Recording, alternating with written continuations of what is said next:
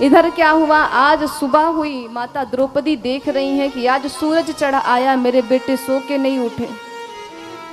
जो ब्रह्म मुहूर्त में सो के जगने वाले पुत्र हैं, आज सूरज सर पे चढ़ाया लेकिन उठे नहीं। माता द्रौपदी ने कहा चलो मैं जाके खुद ही देखती हूँ। माता द्रौपदी गई देखने के लिए, और जैसे ही कमरे का दरवाजा खोलती है ना, माँ स्तब्ध रह जाती है। क्यों?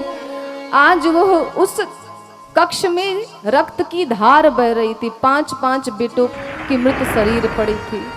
माँ ने देखा तो माँ का हृदय कांप गया। माँ चिल्लाने लगी, हाय हाय करके गिर पड़ी माँ। और माँ ने केवल इतना ही कहा कि ऐसा कौन सा पापी था जो मेरे पुत्रों को सोते हुए मार डाला? इन्होंने क्या अपराध किया था, क्यों इनको मारा? माँ इतना कहते हुए गिर गई। जरा सोचो, हमारे घर में किसी एक की मृत्यु होती है तो हम कितना रोते हैं उसको लेकर के, लेकिन एक माँ के हृदय की कल्पना को समझो, जिसके 5-5 बेटों की मृत्यु एक साथ हुई है और जिनकी मृत्यु नहीं हुई, हत्या कर दी गई है। क्या हम आप सह पाएंगे?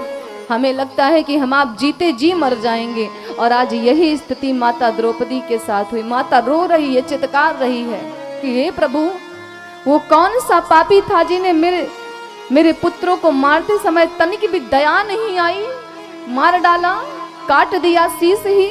अरे सोते हुए बालकों को मारा, कितना बड़ा पाप किया, जिन्हें तो पता भी नहीं कि मेरे साथ इतना बड़ा अन्याय होने वाला है। माँ रोने लगी। माँ के चित्कार की आवाज युधिष्ठिर महाराज के कानों में गई। युधिष्ठिर जी महाराज कांप गए। उनको पता चल गया कि कुछ अनहोनी हुई है, तभी द्रौपदी ऐसे चिल्ला रही है। युधिष्ठिर जी महाराज ऐसे कांपने लगे कि अपने चरण कहीं और रख रहे हैं पर वो पड़ कहीं और रहे हैं। दौड़ के आए और जो कक्ष में देखा तो युधिष्ठिर महाराज के मुंह से केवल द्रौपदी निकला, इसके बाद कोई शब्द ही नहीं निकल रहा। स्तब्ध हो गए। अर्जुन जी महाराज को जैसे लगा कि उसकी दुनिया ही लुट गई। कन्हैया भी खड़े हैं। अर्जुन जी महाराज ने स्वयं को संभाला और माता द्रौपदी से कहा कि हे देवी, मैं प्रण लेता हूं कि जिन्होंने हमारे पुत्रों को मारा है मैं उसको छोड़ूंगा नहीं, और मैं जा रहा हूं उसको ले करके आऊंगा, और अगर मैं उसको ला नहीं पाया तो मैं लौट के कभी जीवन में यहां नहीं आऊंगा। मैं अपने गांडीव की सौगंध खाता हूं। इधर अश्वत्थामा को जब पता चला कि ये पांडव नहीं, पांडव तो जीवित है तो उनके बेटे हैं, तब अश्वत्थामा को भय लगा, अब तो अर्जुन मुझे छोड़ेगा नहीं। भागा अपने प्राण को बचाने के लिए। अर्जुन भगवान कन्हैया के साथ निकल गए अपराधी को ढूंढने के लिए। अब जब अश्वत्थामा को ढूंढने लगे तो अश्वत्थामा ने अपने प्राणों की रक्षा के लिए अर्जुन के ऊपर ब्रह्मास्त्र का प्रयोग कर दिया।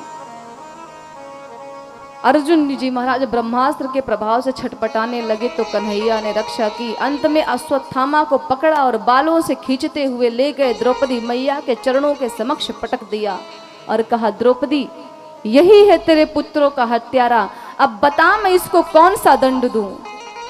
लेकिन इतना धर्म का पालन करने वाली है मेरी माँ द्रौपदी, इतनी मर्यादा को देखने वाली हैं। जैसे ही माँ ने अपने नेत्र खोले और देखा कि सामने गुरु पुत्र बैठा है, पड़ा है पृथ्वी पे, माँ अपना दुख भूल गई और चरणों में गिर गई। अर्जुन जी की कहा, हे आर्य पुत्र, इसे मत मारो। क्यों?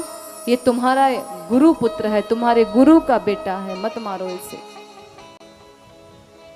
गुरु के समान ही गुरु की अनुपस्थिति में गुरु का बेटा पूजनीय होता है, मत मारो इसको।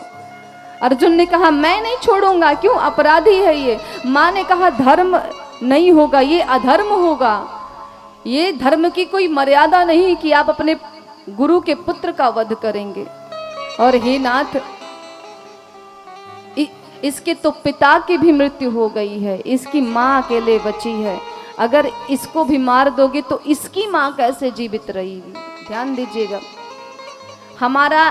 हमारे घर में किसी एक की मृत्यु हो जाए तो हम अपना आपा खो देते हैं, मान मर्यादा सब भूल जाती है उस समय। क्यों? मेरे घर का एक सदस्य उठ के चला गया। लेकिन धन्य है माता द्रौपदी, जिन्होंने अपने इस स्वभाव के कारण इतिहास के पन्नों पे अपना नाम अंकित करा लिया। उन्होंने कहा, हे नाथ इसे छोड़ दो। 5 बेटों के मारने वाले को बोलती हैं छोड़ दो इसको। यह सभ्यता केवल भारतवर्ष में भारत की देवियां ही स्थापित कर सकती हैं और कहीं संभव नहीं है। भीम ने कहा, अर्जुन अगर तुम इसको छोड़ोगे तो मैं इसे मार दूंगा। इसने मेरे बेटों को मारा है। मेरे कन्हैया खड़े थे सबसे पीछे। अब तो अर्जुन के सामने एक बहुत बड़ी समस्या थी कि अश्वत्थामा को मार दूं कि छोड़ दूं। युधिष्ठिर जी महाराज ने भी कहा कि हे अर्जुन, इसको मत मारो, ये धर्म के विरुद्ध होगा। गुरुपुत्र है और ब्राह्मण है। अर्जुन के सामने जब धर्म संकट आया, आज अर्जुन जी महाराज की भी परीक्षा हो रही है। भगवान परीक्षा ले रहे हैं। अर्जुन जी महाराज ने कन्हैया के पास, कन्हैया के चरणों में गए और गिर गए उसमें। अर्जुन ने कहा, हे माधव, तूने मुझे हर चिंता से मुक्त किया है, तुमने मुझे हर परेशानी से बाहर निकाला है और उचित मार्गदर्शन दिया है मुझे सदैव। अब तू बता कि मैं इस अपराधी के साथ, इस नीच अश्वत्थामा के साथ क्या व्यवहार करूं? अब तू जो बताएगा मैं वही करूंगा। भगवान ने कहा, अर्जुन मैं तो तुझको रास्ते में ही कह रहा था मार दे इसको, पर तूने नहीं मेरी बात सुनी। बोला द्रौपदी के सामने ले जाऊंगा तो मारूंगा। लेकिन अर्जुन, अगर तू शास्त्र की बात पूछता है तो शास्त्र की बात ये है कि शास्त्र कहता है कि ब्राह्मण का कभी वध नहीं करना चाहिए, चाहे वो कितना भी बड़ा पाप क्यों करे। कभी ब्राह्मण का वध नहीं करना चाहिए। और शास्त्र ये भी कहता है कि अपराधी चाहे कोई भी हो उसको कभी छोड़ना नहीं चाहिए। ब्राह्मण ही क्यों ना हो, अगर उसने अपराध किया है तो उसको कभी छोड़ना नहीं चाहिए। भगवान ने कहा, हे अर्जुन ध्यान देना, ये अश्वत्थामा ब्राह्मण है, इसको मारना नहीं। और अर्जुन, ये अश्वत्थामा आपके पुत्रों का हत्यारा भी है, इसलिए इसको छोड़ना नहीं। भगवान ने कहा, प्रभु आपके जैसे 2-4 निर्णय करने वाले हो ना तो भक्तों का तो बेड़ा पार हो जाएगा। क्या करूं मैं? भगवान ने इशारे में ही अर्जुन को समझाया और कहते हैं कि समझदार के लिए इशारा ही काफी होता है। अर्जुन जी महाराज समझ गए। अर्जुन जी महाराज ने क्या किया, अश्वत्थामा के माथे पे जो मणि चमक रही थी, जो उसको जन्म से ही प्राप्त थी, जिसके कारण उसको कभी बुढ़ापा नहीं आता, कभी कोई रोग उसको नहीं होता था, उस मणि को अर्जुन जी महाराज ने खींच के निकाल लिया और सर के बाल मुड़वा दिए और घर से धक्के मार करके बाहर निकाल दिया। शौनकादिक ऋषियों ने कहा कि अश्वत्थामा को छोड़ क्यों दिया? उसने तो अपराध किया था, क्यों छोड़ा? वध क्यों नहीं किया? तब सूत जी कहते हैं कि ब्राह्मण का अपमान ही ब्राह्मण की मृत्यु होती है। जिस ब्राह्मण की भरी सभा में, जिस ब्राह्मण का भरी सभा में अपमान हो जाए फिर उसका जीवन मृत्यु के समान ही हो जाता है। और आज अश्वत्थामा की भरी सभा में बेइज्जती हुई है, अपमान हुआ है। अब तो अश्वत्थामा को और क्रोध आया, क्यों? इसने मेरा अपमान किया, मुझे मणिहीन कर दिया, अब मैं इसके वंश में कोई जल देने वाला नहीं छोड़ूंगा। बोले शौनकादिक ऋषि, बोले सबको तो मार दिया, अब कौन बचा? बोले अभी एक बचा है। बोले कौन? बोले जो अभिमन्यु जी महाराज थे, उत्तरा मैया के पुत्र अभिमन्यु जी महाराज, जो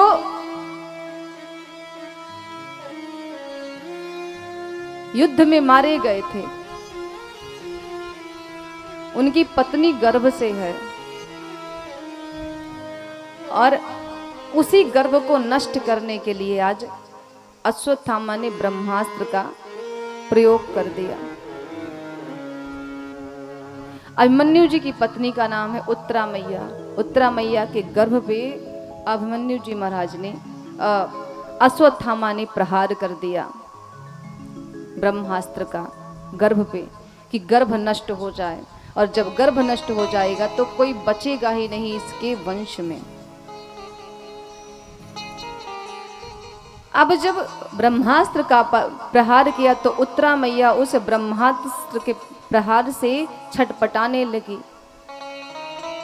इधर भगवान क्या करते हैं, भगवान ने कहा कि भाई अब मेरा कार्य समाप्त हो गया, महाभारत का युद्ध समाप्त हो गया, तो अब मैं जाता हूं अपने घर को, अब मेरा यहाँ पे कोई काम नहीं है। भगवान का रथ आ गया, भगवान अपने रथ पे पैर रखने ही वाले थे, तभी पीछे से उत्तरा मैया रोती हुई आ रही हैं, हे नाथ हे नारायण मेरे प्राणों की रक्षा करो, और मेरे प्राण जाते हैं तो चले भी जाएं, लेकिन मेरे इस गर्भ की रक्षा करो, क्योंकि इस गर्भ में इस वंश का दीपक है जो मैं बुझने देना नहीं चाहती। भगवान ने देखा कि आज अश्वत्थामा ने उत्तरा मैया के गर्भ पे ब्रह्मास्त्र का प्रयोग किया। भगवान ने उत्तरा मैया की गर्भ की रक्षा की, और गर्भ की रक्षा करने के बाद माता उत्तरा से पूछते हैं, पुत्री ये बता अब तेरा दुख कैसा है, अब तुझे पीड़ा तो नहीं हो रही। माँ ने कहा, प्रभु मैं भय मुक्त हो गई हूँ। क्यों? जिसके शीश पे आपका हाथ हो वो कभी भय युक्त हो ही नहीं सकता, वो तो भय मुक्त हो जाता है।